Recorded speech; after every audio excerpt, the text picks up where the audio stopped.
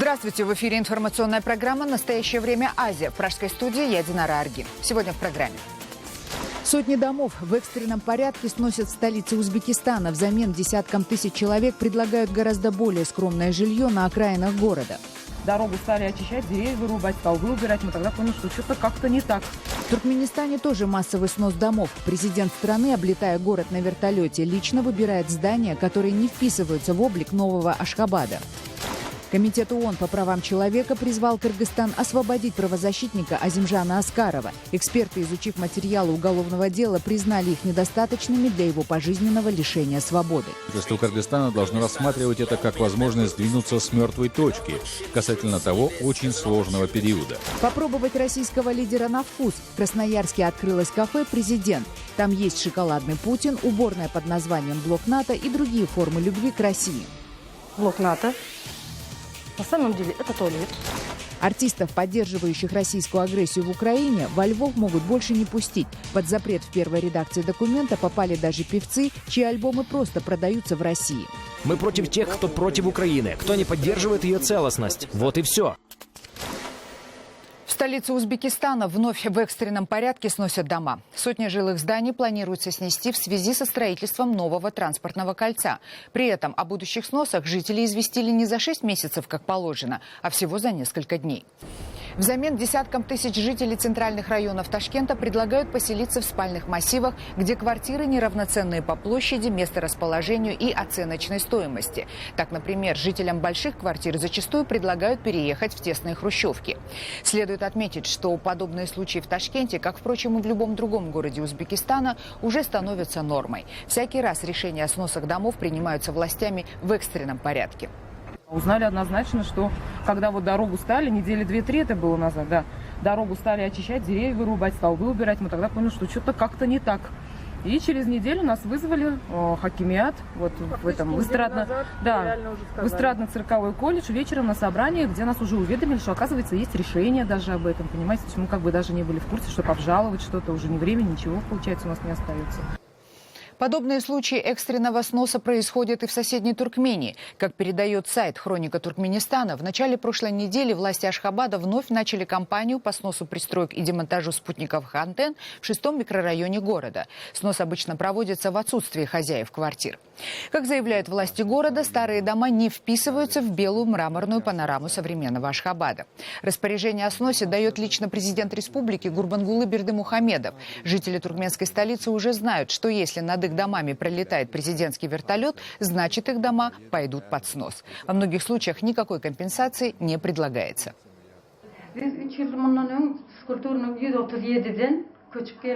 Мы переехали сюда в 4-комнатную квартиру 3 года назад, когда снесли наши квартиры. Нас здесь живет 14 человек. У меня 3 сына. Я просила, умоляла, чтобы Госжилуправление выдало моим сыновьям по 2-комнатной квартире. Комитет ООН по правам человека потребовал от Кыргызстана освободить правозащитника и журналиста Азимжана Аскарова.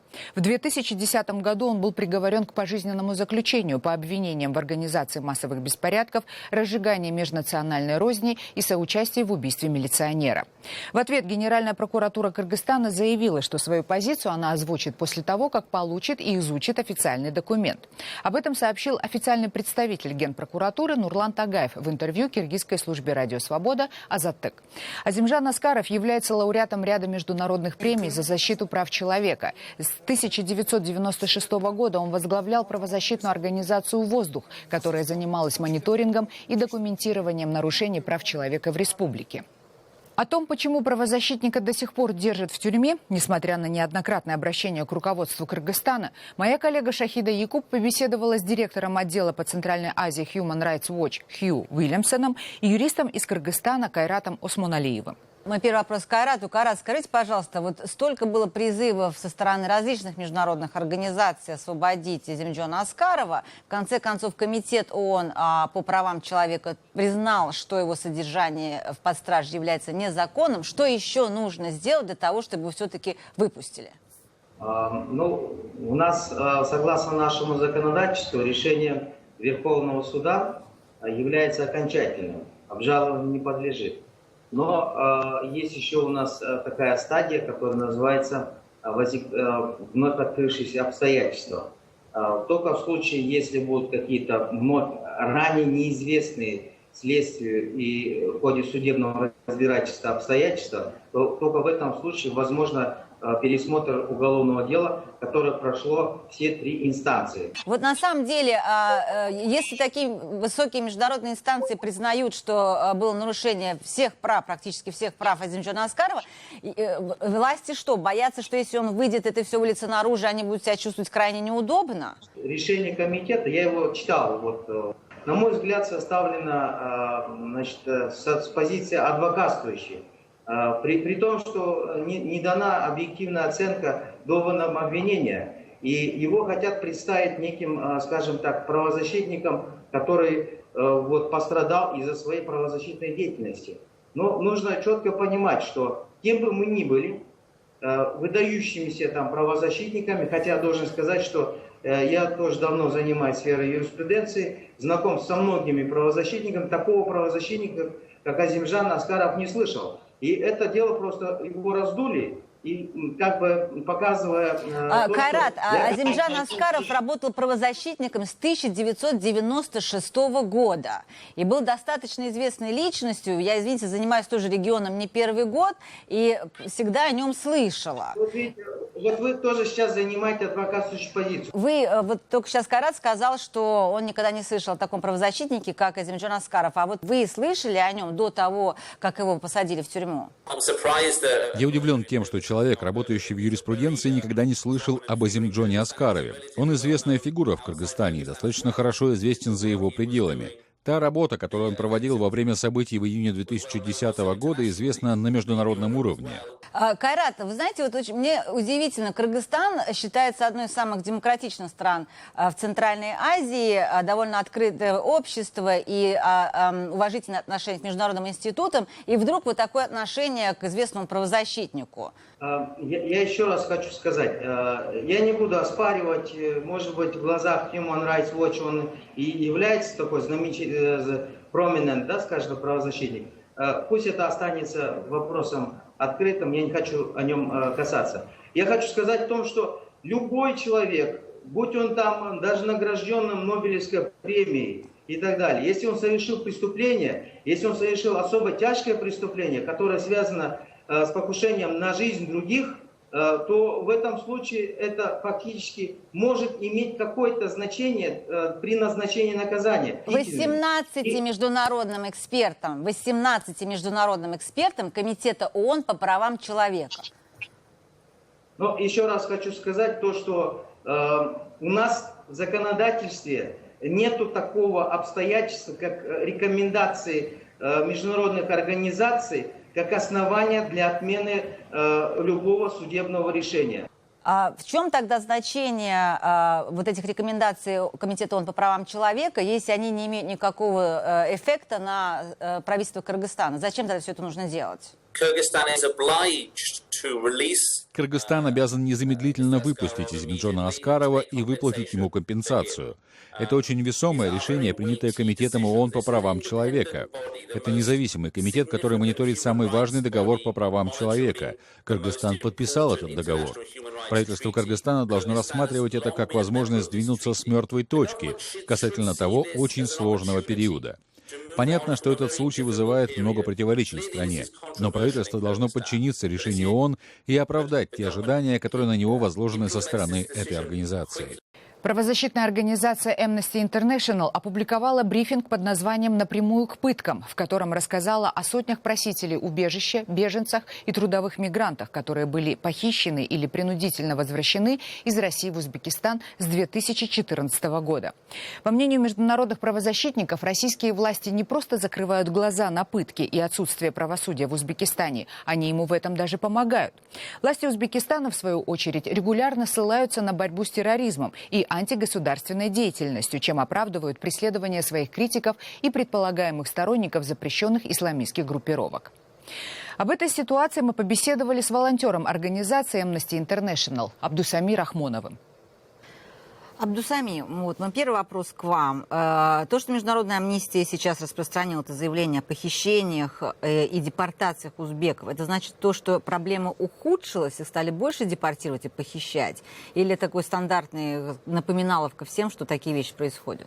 Эта проблема приобрела такой масштабный характер, что не говорить об этом больше уже было нельзя, потому что беженцы, которым, например, дали убежище на территории России, решил суд, похитили такого беженца, и его пытали, ему дали 8 лет. Это был человек, который занимался бизнесом, режиссер, фильм которого был запрещен в первый же день проката. Узбекские спецслужбы, которые отслеживают этих людей, целенаправленно потом обращаются к российским каким-то органам и просят их закрывать глаза на то, что сейчас мы похитим этого человека. Так происходит? Дело доходит до того, что узбекские спецслужбы могут входить в тюрьмы. Российские тюрьмы? В российские тюрьмы. Например, был случай, когда 5 ребят, родственников, допрашивались в тюрьме, в СИЗО, в российском СИЗО, и один из них покончил жизнь самоубийством. Ну хорошо, вот эти люди уезжают в Узбекистан, даже если они представляют угрозу нынешнему режиму узбекскому, Ислама Каримова, если они выезжают за территорию Узбекистана, какую они угрозу могут еще представлять для этого режима? Я думаю, что угрозу кто-то все-таки может представлять, если это действительно экстремизм или что-то вроде этого. Не будем закрывать на это глаза. Кто-то, наверное, и попадает экстремистом. Но те, кто остаются в России и пытаются жить в России, и как бы встраиваются в эту жизнь и получают хорошие рекомендации, они тоже могут быть похищены узбекскими спецслужбами. Вот в чем беда. А когда их похищают, и депортируют или отвозят в Узбекистан, что с ними становится там? Их, конечно же, могут посадить, могут пытать. Скорее всего, посадят на долгие годы, и никакой суд им не сможет помочь. Министерство образования Казахстана заявило о новых реформах в школьной системе обучения. С 1 сентября учебная неделя сократится до 5 дней, а учебный год продлится до конца июня. Также обучение в школах теперь будет вестись на 3 языках. Как в республике отреагировали на изменения в системе образования, в репортаже Дмитрия Белякова. Растениеводство. Что такое растениеводство, ребята? Казахстанские первоклассники в следующем учебном году перейдут на 5-дневное образование, а естественные науки будут преподаваться на казахском, русском и английском языках. Это первые шаги по реализации госпрограммы развития образования и науки, на которую будет выделено из бюджета более $3 миллиардов США. Эта программа не батон хлеба, ее нельзя урезать или сократить. Это серьезная наука. Ребенок должен ее освоить. Сокращается общая учебная программа за счет того, что ребенок переходит к модели функциональной грамотности. За прошедшие 2 недели настроения пользователей соцсетей кардинально менялись от положительных отзывов о переходе на 5-дневное обучение до резкой критики продления учебного года. К примеру, электронная петиция об отмене дополнительного месяца обучения летом набрала уже более 10 тысяч подписей казахстанцев. Это же нормально, когда люди, общество, которое стоит перед фактом и которое не понимает, что происходит, оно начинает возмущаться, обсуждать это. И, в принципе, даже самая положительная, да, реформа, которая вроде бы в итоге должна привести к чему-то очень хорошему, при вот такой подаче она как бы встречает негатив. По мнению Аружан Саин, массовая критика реформ образования не направлена на назначенного пару месяцев назад министром Ерлана Сагадиева или его команду, а результат отсутствия диалога между министерством и обществом. Озвучить список организаций и людей, которые разработали эти реформы. Всем телеканалам, средствам массовой информации электронным, печатным и радио выделить для них большое количество времени. Как они к этому пришли? Почему они решили действовать именно так? На чем основывались они в своих вот этих программах? Проблемы существующей системы настолько отчетливы и понятны, что не требуют профессионального педагогического образования для их анализа, говорит Анна Кудеярова. Основываясь на своем опыте, психоаналитик в первую очередь отмечает низкую квалификацию педагогов. Те подростки, которые попадают в мой кабинет, я так понимаю, в несколько раз выше своих педагогов. Вот один из свежих примеров. 15,5 лет парню. Мы с ним говорили про Ницше, И он убегает со школы, то есть проблема в этом, что он плохо учится, он не хочет в школу. А почему? Потому что ему скучно. Предприниматель и общественный деятель Маргулан Сисимбаев проводит в социальных сетях опрос «Что в школе лишнего?». Ответило уже более 1000 казахстанцев, которые отмечают загруженность детей, плохое качество учебников и слабых преподавателей. Сбор и анализ этой информации – первый шаг работы нового общественного фонда «Ednovation», основанного бизнесменом для поиска конкретных решений по реформированию системы образования. Предприниматель считает, что система образования должна претерпеть как эволюционные, так и революционные изменения. Необходимо изменить весь процесс – кто, что, как и когда преподает. Для этого, по мнению Маргулана Сисимбаева, в стране есть достаточные как финансовые, так и человеческие ресурсы. Ко мне обратились несколько групп ребят, которые делают интерактивные учебники, которые переводят западные ресурсы, вот как Khan Academy, как Twig. После активной реакции гражданского общества Министерство образования и науки взяло паузу и наблюдает за обсуждением со стороны, не комментируя инициативы и не реагируя на критику. Тем временем, согласно госпрограмме, уже текущим летом более 70 тысяч учителей начальной школы переквалифицируются для преподавания по новой методике. А в следующем году переход на программу ожидает 5, 7 и, возможно, 9 классы. Дмитрий Беляков, Павел Энгельгард. Настоящее время. Далее в программе. Попробовать российского лидера на вкус. В Красноярске открылось кафе «Президент».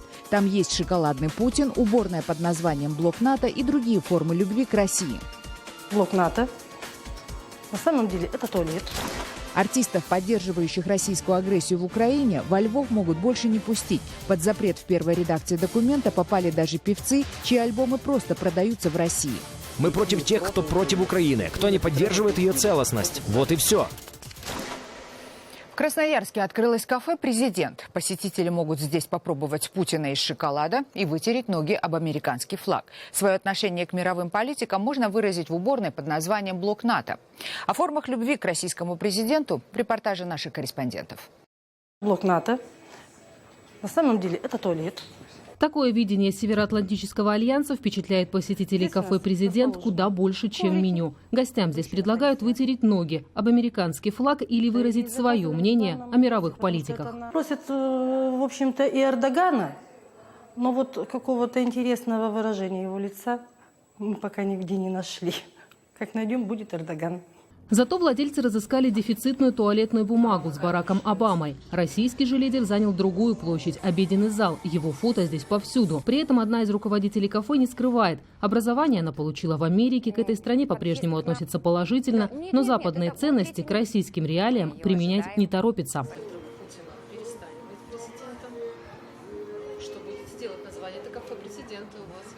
Вот именно название кафе «Президент». Поменяете изображение Путина? Не знаю. Я почему-то уверена, что самый значимый политик мира достаточно долго будет занимать тот пост, который занимает. Под портретом, где Путин такой молодой, уже несколько лет работает красноярский политолог Сергей Комарицын. Нынешнюю народную любовь эксперт объясняет национальными особенностями и историческими традициями. Люди не понимают, они говорят, вот правительство плохое, вот, значит, кризис, там меры, которые принимаются, неадекватные, вот там падение уровня жизни, там бюрократизм, коррупция, там все.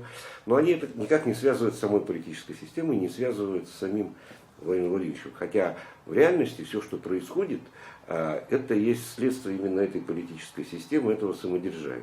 Политолог предупреждает, народная любовь весьма переменчива. Как доказательство тот факт, что в свое время и Горбачев, и Ельцин пользовались даже большей поддержкой населения, чем нынешний президент России. Марина Мышко, Сергей Чудинов. Настоящее время. Красноярск. Депутаты Львовского городского совета намерены запретить гастроли артистов, которые поддерживают российскую агрессию в Украине или пропагандируют сепаратизм. Идею запрета предложили известные своими бойкотными антироссийскими акциями общественные организации. После того, как текст документа будет доработан, его отправят на подпись мэру Львова. Подробности в репортаже Ирины Сандуляк. Свой апрельский концерт во Львове финалист украинского национального отбора Евровидения группа «Сансей» отменила. Без объяснений, но отмена совпала во времени с публичными протестами против выступления группы в аннексированном Крыму. А это протест под Львовской оперой перед концертом дуэта «Не ангелы». Несколько десятков человек блокируют вход публики. Певиц упрекают в том, что они против увеличения квоты украинской музыки на радио. Концерт состоялся после того, как дирекция оперы пообещала внимательнее присматриваться к гастролерам. Контролировать гастролеров решили и городские депутаты. Проект постановления сразу раскритиковали за предложение запретить гастроли украинским и иностранным исполнителям, которые сейчас ведут предпринимательскую деятельность на территории России, аннексированного Крыма или оккупированных восточных территорий страны. Скажите мне, пожалуйста, если в Москве или Санкт-Петербурге продают диски Океана Эльзы, на самом деле это предпринимательская деятельность? Ведь продажа компактов на территории России означает, что Океан Эльзы или любой другой украинский патриотический исполнитель получает от этого прибыль. И будущий концерт Андрея Макаревича пришлось бы отменить, потому что он выступает в России. И тех украинских исполнителей, которые ездят на приглашение диаспоры. Поэтому в городском управлении культуры считают, уж если есть политическая воля принимать подобные документы, нужно четко прописать: во Львове не будет исполнителей, которые, независимо от национальности и гражданства, поддерживают аннексию Крыма и российскую агрессию на востоке страны. Именно это и имели в виду, заявляют инициаторы запрета. На самом деле мы не против иностранных артистов или других. Мы против тех, кто против Украины, кто не поддерживает ее целостность. Вот и все. И без депутатов учитываем, заявляет организатор концертов Ростислав Кулик. Его фирма организовывает большинство концертов во Львове. О предложенных гастрольных ограничениях узнал лишь накануне голосования. Никто из местных политиков с ним на эту тему не говорил. Львов сам справится. Люди, которые работают на этом рынке, сами справятся с ситуацией по понятным экономическим причинам. Никто не купит билеты, никто не проголосует своим кошельком, никто из директоров залов не сдаст в аренду. Мы, как организаторы, не поставим этот концерт, и мы, как билетный оператор, никогда не возьмемся продавать этот концерт. После длительных дискуссий и совещаний депутаты проголосовали за окончательную формулировку: запрет распространится на тех артистов, которые, цитируя, во время де-факто российско-украинской войны поддерживают агрессию Российской Федерации и пропагандируют сепаратизм в Украине. Конец цитаты. Это пока только заголовок документа. Его текст еще доработают и лишь после этого отправят на подпись мэру Львова. Ирина Сандуляк, Олег Шмидт. Настоящее время. Украина. 21 апреля музыкальный мир потерял еще одну легенду. Скончался один из самых влиятельных и популярных артистов – певец Принц. Его тело было обнаружено в домашней студии. Причины смерти пока не сообщаются. Легендарному музыканту было 57 лет. Лауреат премий Грэмми, Оскар и Золотой глобус. Принц выпустил 30 альбомов и написал около 600 произведений. В 2004 году его имя было занесено в зал славы рок-н-ролла с пометкой «Он переписал свод правил». Принц был одним из самых эксцентричных исполнителей. На концертах он доводил свою публику до безумия. В 80-х годах он был таким же популярным, как и Майкл Джексон. Одна из его самых знаменитых песен «Purple Rain» 24 недели занимала первое место в хит-параде Billboard. Новость о внезапной смерти для друзей и поклонников Принца стала настоящим шоком. Это были все новости, о которых мы хотели вам рассказать. Читайте нас в социальных сетях и смотрите на сайте currenttime.tv. Мы прощаемся с вами до следующей недели. Всего доброго.